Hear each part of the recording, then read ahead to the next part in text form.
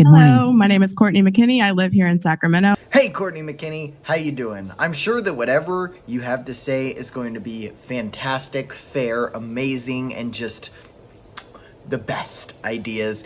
Because you're obviously one of the best and brightest, right? Hey everybody, it's Jack, and did you know that in California they're thinking about giving $5 million to every black person at the expense of non-black taxpayers? Oh yes, that is the case. The reparations committee there in San Francisco is working on a plan to hand out $5 million apiece to African Americans who qualify based on their criteria that they're putting up. Now, these criteria are very loose. Basically, you have to be black, and then on top of that, you either have lived in San Francisco during a certain period of time, or you have to be black and descended from someone who was wrongfully incarcerated during the war on drugs. And that's the criteria.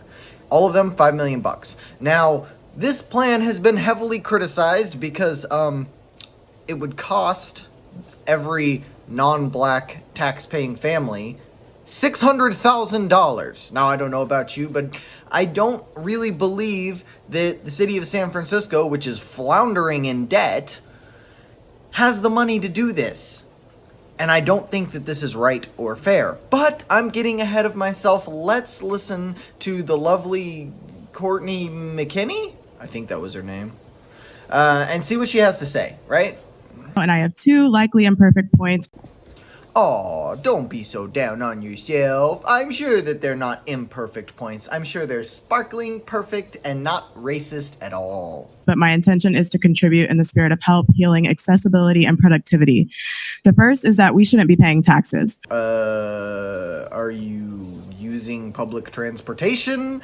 Are you driving on the road? Are you benefiting from any infrastructure and systems that are in place? I think you should be paying taxes. I'm not I don't know about you, but me, I think you should be paying taxes. That's maybe I'm crazy.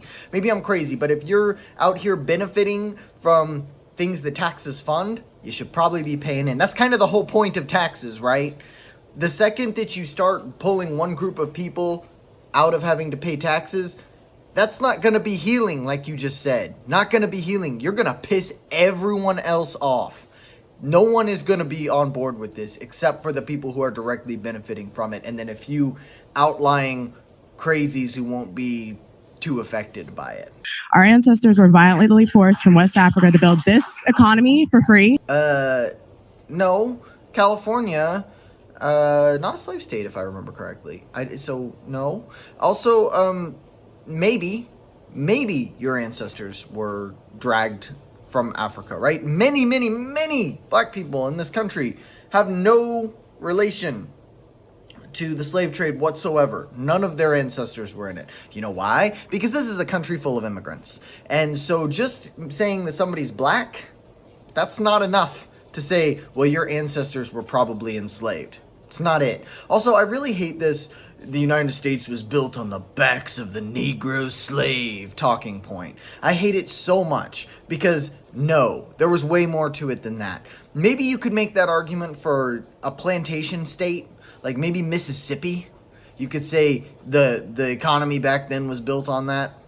But it's not true for most of the country, especially out west. It just isn't. It just isn't at all. For over 200 years and then terrorized for 100 more and counting. Okay, unpopular opinion, black people are not terrorized in the United States on account of them being black anymore. Maybe some are, by each other, or by white people, or by people who are not white or black, or by wild animals? I don't know. Though I'm getting off topic, but the point is, there's no systemic terrorization of black people in the United States. Fuck off. Our taxes have been paid, and we are still owed a significant debt. California should immediately suspend tax collection for black people, especially considering how the state continues to oppress black people using tax money through policing and debt collection. We shouldn't be paying for that. Give me your fucking money!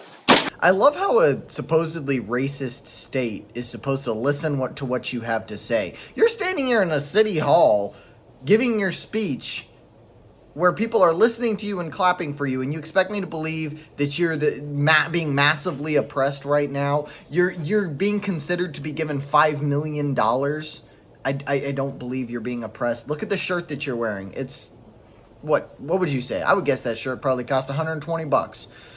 You're not oppressed. You're not. I'm sorry. That card has been so played out since 2013. Nobody wants to hear it anymore. Also, I love that you said this is going to bring healing when all it's going to do is deepen the racial divide. You're an idiot. You don't understand the implications of what you're doing, or you just don't care. Additionally, how is debt collection racist? If you have a debt and you don't pay it back and someone comes to collect that debt, are you saying that only happens to black people? Because it doesn't. That's not true. I don't know where you get that idea. Suspending taxes for Black people in Cali won't break the budget since we constitute a small fraction of the population, and it provides a model for options at the federal level, which is needed since Black people are audited and harassed by the IRS at disproportionately high rates. So I looked into this, and by the way, my sources are going to be in the description of the video. Black people are audited more than white people. I think it's like 2 to 4.5 times as much. And so I went to go see what exactly they're audited over, and it's the EITC. Okay, now this is generally related, as far as I can tell, to the fact that there are more children living with single parents in the black population than there are in any other population by race, right? And so if the EITC is basically claiming children as dependents, it just so happens that a lot of the time both parents claim the child. That's why. I don't think that has anything to do with race. If you're being audited by the IRS because you claimed too many EITCs, chances are you probably claimed too many EITCs, and you shouldn't do that. Maybe you should have, clicked the little information button when you did your taxes. Maybe you should have done that. Because you can still do your taxes for free and click the little information button, and they'll tell you whether you should or not claim X number. Or maybe you should communicate with the other person and make sure that you're not claiming the kid twice. I mean, I don't believe that this is a racist thing. The IRS isn't going around being like, let's find us a darkie and audit the taxes. That's not what's happening. I don't believe you. Stripping more wealth. This is an actual beginning for the path that America needs to take to begin to repay its debts. America doesn't owe you anything unless you're somebody who was wrongfully imprisoned, or you were someone who was enslaved, or you were someone who the government has systemically oppressed.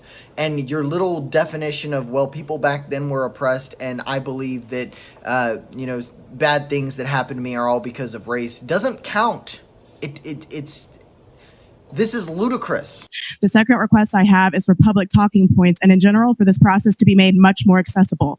Please give us talking points, maybe 5 max, that synthesize the priority points of why reparations are needed in a simple, digestible way, easy enough to talk to with children. I want your baby sucking on me. Okay, that. Oh, now I see where you're coming from.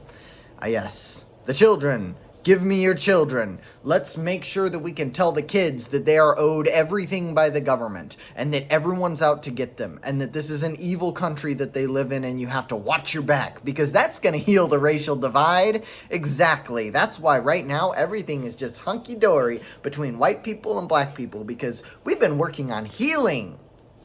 That's why in the past 10 years the racial divide has gotten worse. Oh, Jesus Christ. I really, really dislike this woman. Examples might be that there's precedent for reparations, like for example, when the U.S. paid victims of Japanese internment. Yes, but those victims were still alive. The victims of slavery are not still alive. You are not a slave. Ever. Do you not see just a little bit of difference there? Just a tiny bit. Your generations past. Like, that's not to say that slavery wasn't wrong. Of course it was wrong. But you were not a slave. You don't deserve reparations for slavery. I'm sorry, you don't deserve $5 million. You just don't. Another might be bullet points for the proposed options and rationale for reparations eligibility. These are just examples and could be a great way to engage the public, as has been spoken about as needed. So please help us help you. Thank you. Thank you. Thanks for coming out today. Well, now I'm angry. But reparations, I guess it's the wave of the future. We've been talking about this since like 2012, and it's only going to become more and more of a discussion until something actually happens. What do you guys think? Do you think reparations are going to happen? I think they are. I personally believe that reparations are going to be a thing, and all of us who are not black are just going to have to deal with that fact. I'm not for reparations, but let me know what you think in the comments. Give it a like if you liked the video. Leave a comment. It helps with the algorithm. Subscribe if you're not subscribed. And join us on the Autonomous Zone streams Tuesday, Thursday, and Sunday. Tuesday and Thursday at 8 p.m. Eastern, and Sunday at 3 p.m. Eastern. So with all that said, bye.